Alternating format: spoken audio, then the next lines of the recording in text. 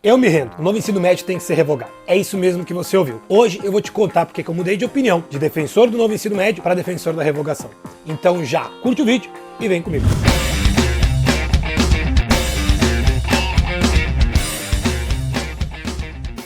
Fala pessoal, sou Heraldo com vocês. Se você veio aqui esperando eu xingar o Temer, falar em golpe, então tá no lugar errado. Esse vídeo não é político, apesar de tudo ser política. O que eu quero é mostrar por que a prática da implementação do NEM tá acabando com a reforma e exatamente por isso eu acho que é necessário uma revogação incondicional. Apesar de que eu desacredito completamente nisso. Para mostrar para vocês o porquê de eu ter mudado de opinião sobre o novo ensino médio, eu vou dividir esse vídeo em alguns tópicos, onde eu vou explorar por que o NEM está fadado a dar errado. E o primeiro deles é sobre o principal objetivo da reforma, que é dar protagonismo ao estudante. Para entender isso, é preciso entender o ambiente da escola, o ambiente escolar médio. Ou seja, como é que é na maioria das escolas? Temos uma escola com direções que recebem ordens das redes. Essas ordens são pensadas por pessoas que normalmente não estão em sala de aula, ou nem nunca estiveram em sala de aula. São os estudiosos, mas sem prática. As direções fazem de tudo para tentar tornar o ambiente escolar o melhor possível, mas tem pouco para fazer isso, seja financeiro, seja autonomia. E por fim nós temos a sala de aula, o lugar de menor autonomia que existe.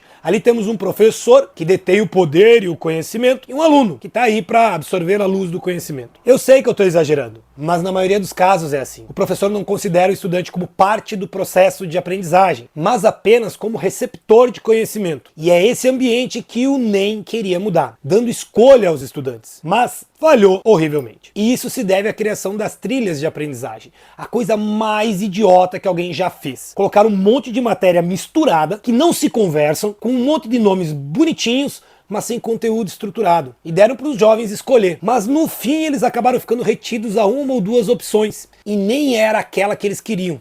As redes quiseram fazer algo grande, mas o que temos são estudantes desmotivados, vendo componentes desconexos tanto com as suas realidades quanto com a realidade da sala de aula. Resumindo, mudamos a estrutura sem mudar a metodologia. E aqui que vem o próximo ponto, tempo. A reforma aconteceu goela abaixo sem considerar o fator tempo. E eu vou explicar o porquê. Mas antes eu quero saber se você concorda ou discorda da revogação. Comenta aqui embaixo. E se ainda não está inscrito, tá na hora. Aproveita que vai comentar e se inscreve no canal com o sino das notificações ativo.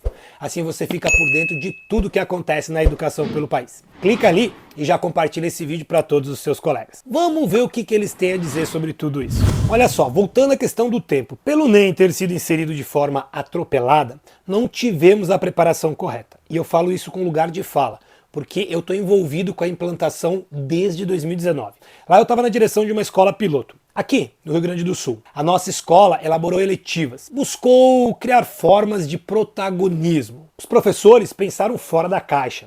Demos aos estudantes a oportunidade de escolher quais aquelas oficinas eles se interessavam. E isso aconteceu dentro do antigo ensino médio. Essas oficinas eletivas foram durante as aulas mesmo. E a ideia foi sempre criar práticas pensando no conteúdo que se trabalhava em aula. Eu vou dizer que eu fiquei muito feliz em ver o que os professores e os estudantes estavam criando. Mas aí no ano 2020, enfiaram goela abaixo, direto de cima da gente, uma mudança, sem considerar nenhuma experiência desenvolvida nas escolas piloto. As tais trilhas de aprendizagem chegaram. E aí a coisa começou a piorar. Mesmo nas escolas piloto, não tivemos tempo para organizar como trabalhar as trilhas. Os professores tiveram que jogar fora tudo que haviam preparado e se depararam com um monte de tempo. Sim, um monte de tempo, mas para dar aula, mas sem poder trabalhar conteúdo, tendo que criar tudo novo. E em que momento criar? Não havia tempo fora de sala. Com qual qualificação? Novamente nenhuma ou quase nenhuma. E aí 2021 começou a implantação em todas as escolas e todas as experiências das escolas piloto novamente esquecidas. Tudo mudou novamente no currículo. O que se havia desenvolvido aos trancos e barrancos simplesmente foi esquecido, jogado fora. E agora pela terceira vez, os professores sem tempo para mais nada tinham que dar conta de tudo. E nem vou falar que tudo isso em meio a uma pandemia e tendo que recuperar conteúdos que a gente nem havia conseguido trabalhar. E por isso outro tópico que deve ser abordado é a falta de preparo dos professores. Veja só, a mudança do NEM é puramente curricular, quando ela deveria ser metodológica. As redes focaram muito em mudar o currículo e adaptá-lo à BNCC, mas esqueceram da metodologia. E a única forma de mudar a metodologia é mudando a gente. Professor. E aqui vem uma questão cultural no Brasil. Professor não se vê como um servidor, um empregado que precisa cumprir ordens. E não estou dizendo que está errado. Eu não vou entrar aqui nessa seara. Mas é uma cultura que torna tudo mais difícil. Inclusive porque estamos falando de uma rede de milhares de profissionais. Nós não mudamos porque alguém manda. Nós mudamos somente quando entendemos que a mudança vai tornar a nossa vida mais fácil e melhor. Basta ver como demorou para que as chamadas, o diário de classe, deixasse de ser em papel e se tornasse digital. E ainda hoje nós vemos escolas e redes inteiras imprimindo as chamadas no final de cada ano para arquivar, sendo que na verdade elas estão salvas na nuvem, em repositórios mundiais, não precisa. E é aí que vemos nos itinerários coisas absurdas, como por exemplo, oficina de brigadeiro.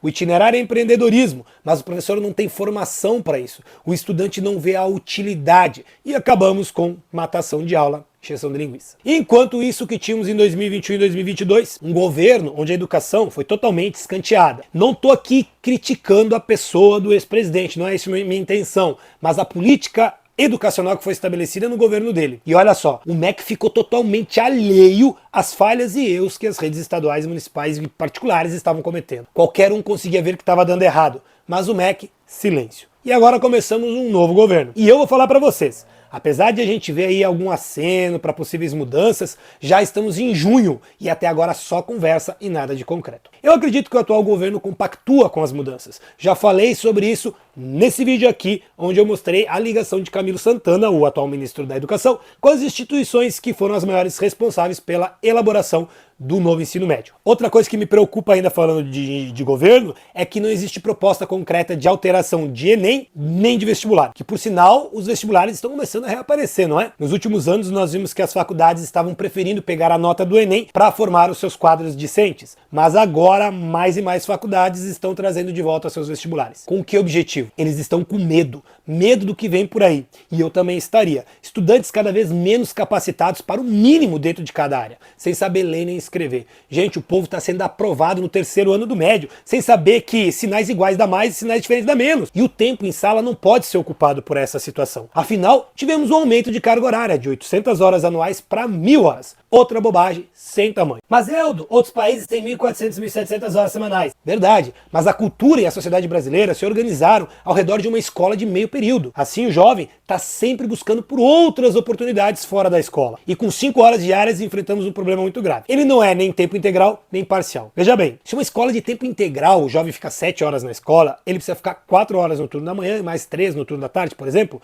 é muito tempo. Mas Eldo, no país X funciona. Claro, mas lá eles têm escolhas, eles têm clube, teatro, música, esportes, onde eles passam horas se desafiando e se tornando melhores. Aqui, enfiaram um monte de encheção de linguiça. As escolas nem quadra tem, às vezes não tem quadro negro, não tem banheiro, não tem refeitório. Como querem segurar os estudantes 5, 6, 7 horas na escola? Eles têm que entrar às 7h30 e ficar até o 12h30 quando trabalham de manhã. Às vezes sem lanche, porque não tem cozinheira na escola. E saindo ao 12h30, o que eles conseguem fazer à tarde? Trabalhar? Fazer algum curso? É difícil. Tem lugares onde pegar um ônibus para um ponto ou outro da cidade leva 1 hora. Então, para aumentar a carga horária, o governo precisa impreterivelmente suprir as necessidades que existem. Para finalizar esse vídeo, vou falar da consulta pública. Eu fiz um vídeo completo sobre ela, mostrando passo a passo como fazer, tá aqui, mas lá vai o resumo. Balela. Simplesmente isso. Meia dúzia de perguntas, todas com as respostas que eles queriam ouvir já estabelecidas, sem dar realmente voz à comunidade, e em um portal de difícil acesso, com quase nenhuma divulgação, nem pelas redes, nem pelo MEC. Eu tô gravando esse vídeo no dia 19 de junho, a consulta que deveria ter terminado no dia 6 foi estendida e temos míseras 9.500 e pouquinhas participações. Num mundo de milhares de estudantes e professores. E a maioria que respondeu se viu obrigada a seguir as respostas das perguntas fechadinhas criadas pelo governo. Tem um lugar para observações? Tem, mas eles vão ler? Duvido. Então eu acho que deveríamos sim revogar o novo ensino médio e repensar todo o processo imediatamente. Voltar ao modelo de 2020 com a carga horária de 800 horas anuais e com as 13 disciplinas clássicas para 2024, em todas as séries, primeiro, segundo e terceiro ano. Nada de terminalidade. Passar o ano de 2024, 25 e 26 repensando em como mudar de verdade a metodologia e não só o currículo. Reajustar os cursos universitários, que estão muito defasados diante de toda essa nova pedagogia, e reestruturar a parte estrutural das escolas. Internet, sala de música, com instrumentos, campos de esporte. E só aí vamos ver alguma mudança real. E mais uma coisa, o ensino médio regular noturno tem que acabar. Pelo menos até os 18 anos. Afinal, tem lei que determina que até os 18 o cara tem que estar estudando. Então, que vá de manhã. Agora me conta você, qual a sua opinião sobre todas essas mudanças? Vai ter revogação? Respondeu a consulta pública? Me conta nos comentários. Um forte abraço e se cuide.